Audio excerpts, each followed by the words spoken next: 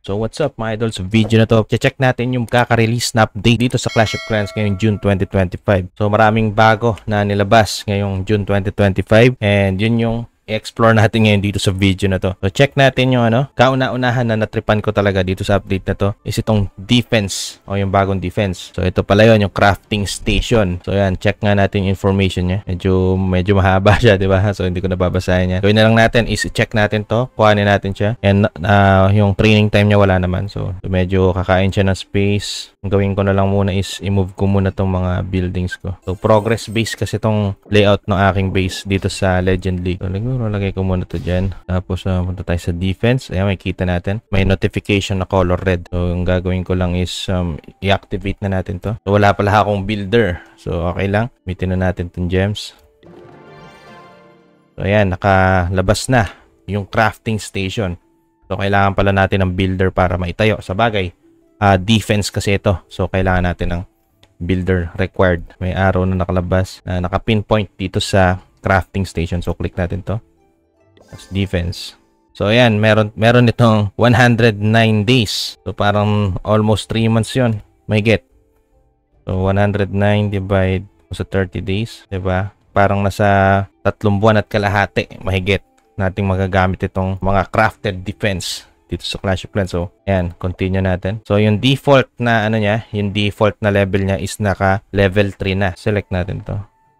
Check natin tong hook tower. So ayan yung hook tower. 'Di ba?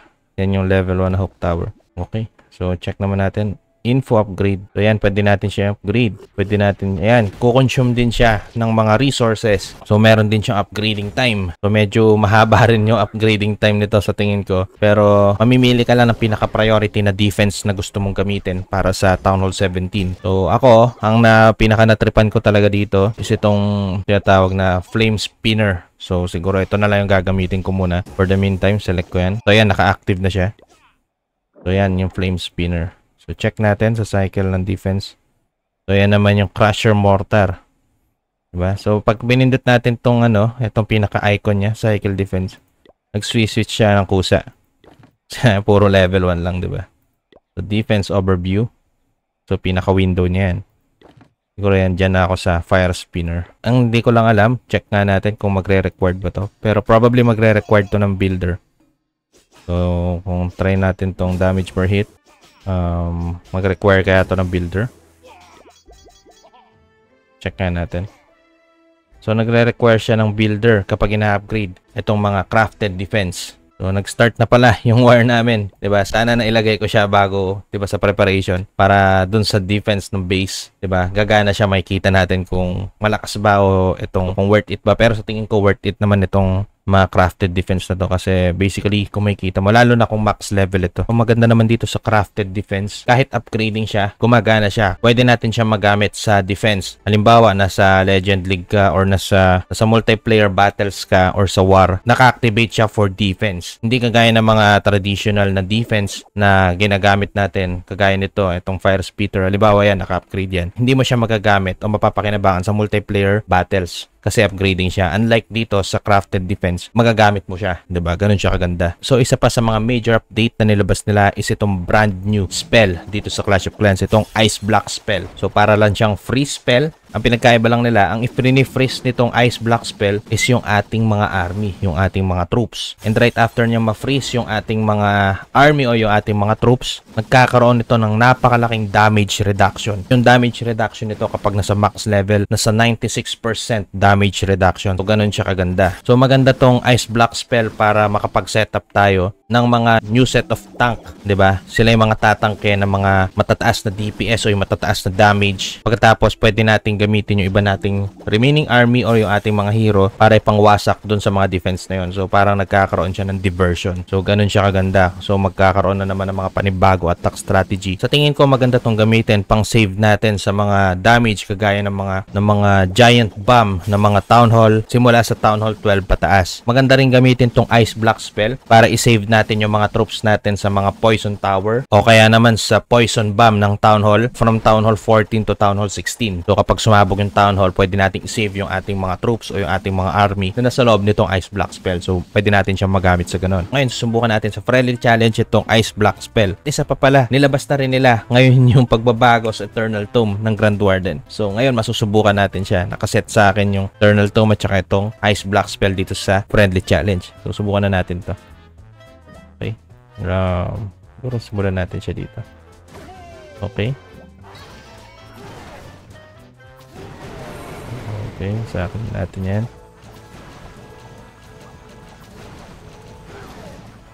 Siguro air mode natin to Grand Warden. Air mode. Okay, naka-air na siya. Just testing natin yung ating dragon. Siguro dito na. Okay. Ating Grand Warden.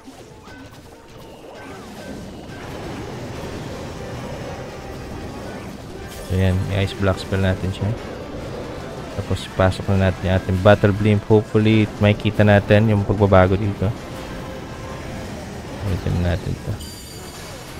So ayan, makikita mo yung Grand Warden ability para nagkakaroon siya ng dome. Diba? So ayan, ganun siya kaporma. Okay. Stage natin yan. Pag nawasak na yung Town Hall, try natin gamitin yung ice block spell. Okay. Ayan, di ba? Halos walang damage yung bomba. Ganun siya kaporma. Di ba? Ayan. Gamitin natin yung Grand Warden. Isa pa.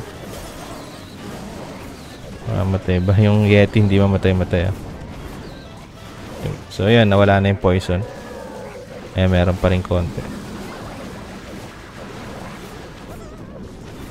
Di ba? Ganun siya. Ganun nag-work yung ice block spell. Diba, block niya talaga yung damage, tapos pwede natin i-divert, pwede natin ipantank yung mga army natin, parang diversion siya, tapos pwede tayong mag-set ng mga new set of army para umattack dun sa mga defense para hindi sila targetin. So yung Grand Warden ability naman, yung Eternal Tomb, nagkaroon siya ng new effect, 'di ba? Para siya nagkaroon ng dome, 'di ba? Ganun din kaya sa Healing Tomb, 'di ba? Che-check natin 'yan later on. Liban pa sa bagong defense at saka sa bagong spell na nilabas nila, meron ding pagbabago dito sa training window dito sa Clash of Clans. Sa nga dito is pwede na nating i-move or pwede na nating ma-sort yung ating mga army, 'di ba? I-hold lang natin siya, tapos pwede na natin siyang idusog kung saan natin siya priority na ilagay. Kasi minsan kapag magulo rin yung positioning ng ating mga troops o ng ating mga army, minsan nakakalito rin siya. So ito yung benefit nito kapag naiayos natin siya o naisosort natin siya, depende sa preference natin. So liban pa sa mga troops, pwede rin yung mga heroes. Diba? I-hold mo lang yung pinaka-logo niya, tapos pwede mo na siyang ma-set kung saan mo siya gustong ilagay. Liban pa sa pag-move o sa pag-sort ng mga hero o ng mga troops, pwede na rin nating palitan yung mga cosmetics natin or yung ating mga hero skin nang hindi na tayo pumupunta sa hero hall. So ang gagawin lang natin is click lang natin yung hero na gusto nating palitan ng hero skin. So kagaya nito, halimbawa, click natin yan. May kita mo dito sa baba yung button na hanger, at pag click natin yan, didirekta na tayo sa window ng hero hall. Tapos pwede na tayo makapagpalit ng mga hero skin dito. So ganun siya kaganda, di ba? Iban pa sa bagong defense, sa bagong spell, at sa mga bagong additional na feature na nilabas nila dito sa training window. Isa sa pinakakakaiba na nakita ko dito is yung tinatawag na cookbook. So itong cookbook na to is suggestion of army sa different town hall levels. Benefit na meron tayong cookbook is pwede tayong makapag-explore ng different attack strategies. So maganda to lalong-lalo na sa mga kagaya ko na nag-explore ng mga different types of attacks or different types of army. Minsan kasi kung ano yung nakasanayan natin na army, yun lang yung lagi natin ginagamit sa multiplayer battle, sa Legend League attack, at saka sa war. Kung meron itong cookbook na to, parang na-challenge tayo na sumubok tayo ng ibang attack strategies para mas lalo nating ma-maximize yung pag-enjoy ng game na to. So may kita mo rito, ayan, Town Hall 16, attack strategy, Town Hall 16, so Town Hall 17, Town Hall 17, di ba? Iba't ibang attack strategy siya. Magagamit na natin tong cookbook na to kapag nasa Town Hall level 4 na tayo pataas. Kung medyo confused ka pa kung anong army yung gagamitin mo, punta ka lang dito sa cookbook, di ba? Ang daming daming suggestion, ang daming mo ma-explore ng mga army at saka ng mga iba't ibang attack strategies. Meron tayong mga new levels sa ibang troops, kagaya ng Balloons, Lava Hound, ng Druid, yung ating Battle Blimp may new level din. May new level din yung ating pet na si Frosty. Isa pa sa mga update na nilabas nila ngayon is pwede na nating i-upgrade yung remaining walls sa Town Hall 17. So kung ito total natin, pwede na nating i-upgrade lahat ng wall sa Town Hall 17 for level 18. Ako, malapit ko palang matapos yung walls ko sa Town Hall 16. Tapos napakaraming walls na naman yung sisimulan ko ngayon dito sa Town Hall 17. So ilan na lang ba yung natitira kong walls sa Town Hall 16? So ayan, 10 na lang. And right after nun, magsistart na naman ako mag-upgrade ng walls. 325 pieces na 6.4 million gold or elixir. Ganun siya kataas. Naka-gold pass kasi itong ginagamit ko ngayon. Para sa full information ng update na to, may kita mo dito sa news at saka itong release notes. Ayan, 3 hours ago. Pag-click natin yan. So, nandito yung full information niya. Ayun lang, bali dito na matatapos yung ating video. I hope na nag-enjoy ka dito sa video na to. And kung nagustuhan mo itong update na to, itong video na to, like and share mo na. Kung may mga suggestion or reaction ka naman, pwede ka mag-comment sa baba. At wag na wag niyo po kakalimutan mag-subscribe sa akin channel. Click mo na rin notification bell button para mag-updated ka sa mga next videos na i-upload ko. Ako nga po pala si Nico. Maraming salamat po sa panonood. See you soon sa mga next videos. Ingat po kayo palagi. God bless. Bye-bye. Out.